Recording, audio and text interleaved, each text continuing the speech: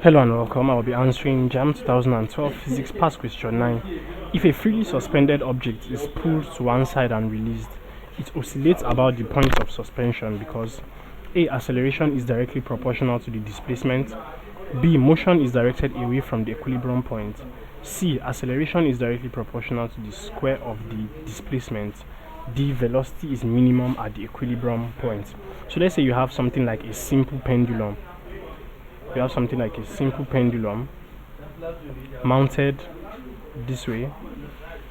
So this is the point where it is mounted and it is hanging this way.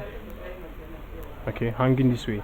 Now when it is pulled to one side and released, it will oscillate this way, then of course this way. So this way, this way, this way, this way, this way. So to and fro. That's oscillatory motion. So why, the question is why does this actually happen? Now if you observe this setup, this simple pendulum setup, you can see that the equilibrium point is the middle. So when you actually leave it hanging like this, it is at equilibrium, that is, it is not moving either direction.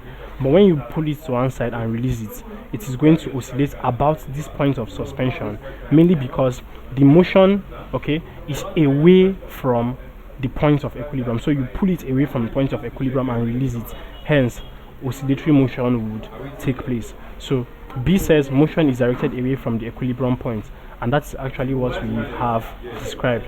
So B is the answer to this question. Thank you, and please subscribe to this channel for more videos and for more past questions and answers.